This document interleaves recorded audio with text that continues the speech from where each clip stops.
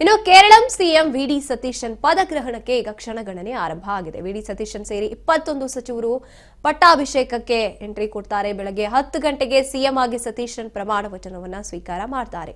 ಇನ್ನು ಮೈತ್ರಿ ಪಕ್ಷ ಐಯುಎಂಎಲ್ ಪಾರ್ಟಿಯ 5 ಜನರಿಗೆ ಮಂತ್ರಿಗಿರಿ ಇವತ್ತು ದೊರಕುತ್ತೆ. ಪದಗ್ರಹಣದಲ್ಲಿ ರಾಹುಲ್ ಗಾಂಧಿ ಅವರು ಇರ್ತಾರೆ, ಮಲ್ಲಿಕಾರ್ಜುನ್ ಖರ್ಗೆ ಅವರು ಇರ್ತಾರೆ, ಜೊತೆಗೆ ನಮ್ಮ ಕರ್ನಾಟಕದ ಸಿಎಂ ಸಿದ್ದರಾಮಯ್ಯನವರು, ಡಿಸಿಎಂ ಡಿಕೆ ಶಿವಕುಮಾರ್ ಅವರು ಕೂಡ ಈ ಒಂದು ಸಂದರ್ಭದಲ್ಲಿ ಭಾಗಿಯಾಗ್ತಾರೆ.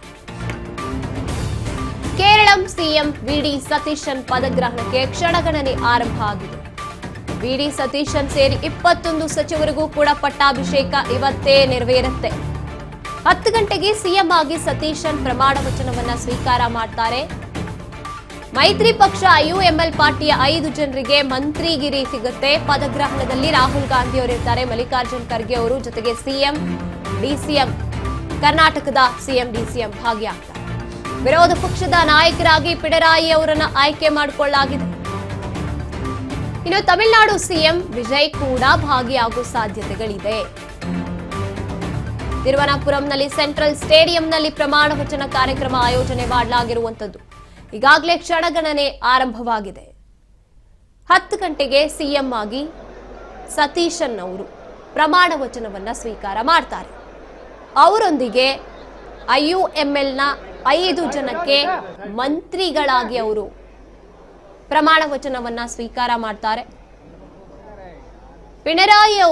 ಪಿಣರಾಯಿ ವಿಜಯನ್ ಅವರು ಈಗ ವಿರೋಧ ಪಕ್ಷದ ನಾಯಕರಾಗಿ ಆಯ್ಕೆ ಮಾಡಲಾಗಿರುವಂತದ್ದು ಅವರನ್ನ. ಈ ಒಂದು ಸಂದರ್ಭದಲ್ಲಿ ಕರ್ನಾಟಕದ ಸಿಎಂ ಸಿದ್ದರಾಮಯ್ಯನವರು, ಡಿಸಿಎಂ ಡಿಕೆ ಶಿವಕುಮಾರ್ ಅವರು ಇರ್ತಾರೆ, ಹೈಕಮಾಂಡ್ ನಾಯಕರುಗಳಾಗಿರುವಂತಹ ರಾಹುಲ್ ಗಾಂಧಿ ಅವರು, ಜೊತೆಗೆ ಮಲ್ಲಿಕಾರ್ಜುನ್ ಖರ್ಗೆ ಅವರು ಭಾಗಿಯಾಗ್ತಾರೆ. ಹಾಗೇನೆ 21 ಸಚಿವರಿಗೂ ಕೂಡ ಸಿಎಂನು ಸೇರಿಸಿಕೊಂಡು ಇವತ್ತು ಪದಗ್ರಹಣ ನಡೆಯುವಂಥದ್ದು.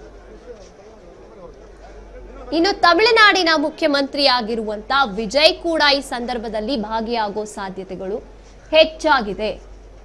ಸಾಕಷ್ಟು ಕುತೂಹಲವನ್ನ ಮೂಡಿಸಿದ್ದಂಥದ್ದು. ಕೊನೆಯದಾಗಿ ಪದಗ್ರಹಣ ಆಗ್ತಾ ಇರುವಂಥದ್ದು ಕೇರಳಂನ ಸಿಎಂ ಪಟ್ಟಕ್ಕೆ ಇವತ್ತು.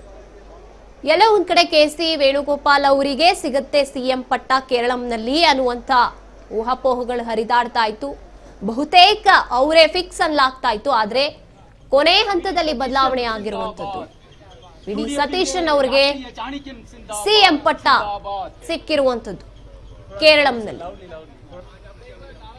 ಇವಾಗ 10 ಗಂಟೆಗೆ ಪ್ರಮಾಣ ವಚನವನ್ನ ಸ್ವೀಕಾರ ಮಾಡ್ತಾರೆ. ಅವರೊಂದಿಗೆ ಇನ್ನು ಉಳಿದಂತ ನಾಯಕರುಗಳು ತಮ್ಮ ತಮ್ಮ ಮಂತ್ರಿ ಸ್ಥಾನಕ್ಕೆ, ಶಾಸಕ ಸ್ಥಾನಕ್ಕೆ ಪ್ರಮಾಣ ವಚನವನ್ನ ಸ್ವೀಕಾರ ಮಾಡ್ತಾರೆ. ತಿರುವನಂತಪುರಂನಲ್ಲಿರುವಂತಹ ಸ್ಟೇಡಿಯಂನಲ್ಲಿ ಕಾರ್ಯಕ್ರಮವನ್ನು ಆಯೋಜನೆ ಮಾಡಲಾಗಿದೆ. ಅಲ್ಲಿಗೆ ಕಾಂಗ್ರೆಸ್ ನಾಯಕರುಗಳು ಭಾಗಿಯಾಗ್ತಾರೆ. ನಮ್ಮ ಸಿಎಂ ಡಿಸಿಎಂ ಕೂಡ ಅಲ್ಲಿ ಭಾಗಿಯಾಗುವಂಥದ್ದು. ಈ ಬಗ್ಗೆ ಹೆಚ್ಚಿನ ಮಾಹಿತಿಯನ್ನ ನಮ್ಮ ಪ್ರತಿನಿಧಿ ಬಸವರಾಜ್ ನೀಡ್ತಾರೆ. ಎಸ್ ಬಸವರಾಜ್, ಇನ್ನೇನಾಗ್ಲೇ ಕ್ಷಣಗಣನೆ ಆರಂಭ ಆಗಿದೆ ಕೇರಳಂನ ನೂತನ ಸಿಎಂ ಪಟ್ಟಾಭಿಷೇಕಕ್ಕಾಗಿ. ಏನ್ ನಡೀತಾ ಇದೆ, ಈ ಕ್ಷಣದ ಅಪ್ಡೇಟ್ಸ್ ಏನು ಈ ಕುರಿತಾಗಿ ಅಂತ?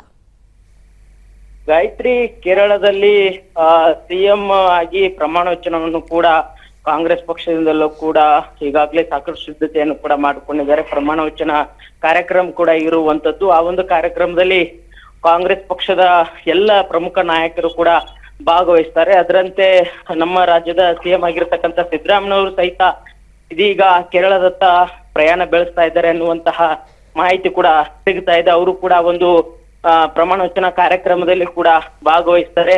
ಈಗಾಗಲೇ ಎಐಸಿಸಿ ಅಧ್ಯಕ್ಷರಾಗಿರ್ತಕ್ಕಂತಹ ಮಲ್ಲಿಕಾರ್ಜುನ್ ಖರ್ಗೆ ಅವರು ಕೂಡ ಪ್ರಯಾಣವನ್ನ ಬೆಳೆಸಿದ್ದಾರೆ. ಅದರಂತೆ ಮಲ್ಲಿಕಾರ್ಜುನ್ ಖರ್ಗೆ ಅವರಾಗಿರ್ಬಹುದು, ಸಿಎಂ ಸಿದ್ದರಾಮಯ್ಯ ಆಗಿರ್ಬಹುದು, ಮತ್ತೆ ಕಾಂಗ್ರೆಸ್ ಪಕ್ಷದ ಪ್ರಮುಖ ನಾಯಕರು ಸಹಿತ ಒಂದು ಪದಗ್ರಹಣ ಕಾರ್ಯಕ್ರಮದಲ್ಲೂ ಕೂಡ ಭಾಗವಹಿಸ್ತಾರೆ. ಪ್ರಮುಖವಾಗಿ ಕೇರಳದಲ್ಲಿ ಶತಾಯಗತಾಯ ಪ್ರಯತ್ನ ಮಾಡಿ ಕಾಂಗ್ರೆಸ್ ಪಕ್ಷವನ್ನ ಅಧಿಕಾರಕ್ಕೆ ತರಬೇಕು ಅನ್ನುವಂತಹ ನಿಟ್ಟಿನಲ್ಲಿ ಸಾಕಷ್ಟು ಪ್ರಯತ್ನವನ್ನ ಪಟ್ಟಿದ್ರು. ನಮ್ಮ ರಾಜ್ಯದ ಹಲವು ಸಚಿವರು ಸಹಿತ ಹೋಗಿ ಅಲ್ಲಿ ಚುನಾವಣಾ ಸಂದರ್ಭದಲ್ಲಿ ಕೆಲಸವನ್ನು ಕೂಡ ಮಾಡಿದ್ರು. ಜಮೀರ್ ಅಹಮದ್ ಖಾನ್ ಅವರು ಕೂಡ ಅಲ್ಲಿ ಉಸ್ತುವಾರಿಯಾಗಿ ನೇಮಿಸಿದ್ರು. ಪ್ರಮುಖವಾಗಿ ಇಲ್ಲಿ ರಾಜ್ಯದಲ್ಲಿ ಕೂಡ ಉಪಚುನಾವಣೆ ಇದ್ರು ಸಹಿತ ಅಲ್ಲಿ ಕೂಡ ಬೀಡ್ಬಿಟ್ಟು ಒಂದಿಷ್ಟು ಪಕ್ಷವನ್ನ ಅಧಿಕಾರಕ್ಕೆ ಅಂತ ತರುವಂತ ನಿಟ್ಟಿನಲ್ಲಿ ನಮ್ಮ ರಾಜ್ಯದ ನಾಯಕರು ಕೂಡ ಪ್ರಮುಖ ಪಾತ್ರ ವಹಿಸಿದ್ದಾರೆ ಅನ್ನುವಂಥದ್ದು. ಹಾಗಾಗಿ ಇವತ್ತಿನ ಒಂದು ಸಿಎಂ ಆಗಿ ಪ್ರಮಾಣ ವಚನ ಸ್ವೀಕಾರ ಮಾಡುವಂತ ಕಾರ್ಯಕ್ರಮದಲ್ಲಿ ನಮ್ಮ ರಾಜ್ಯದವರು ಕೂಡ ಅದರಲ್ಲಿ ಭಾಗವಹಿಸ್ತಾರೆ Gayatri. Yes, thank you Basavaraj ನಿಮ್ಮೆಲ್ಲ ಮಾಹಿತಿಗಾಗಿ.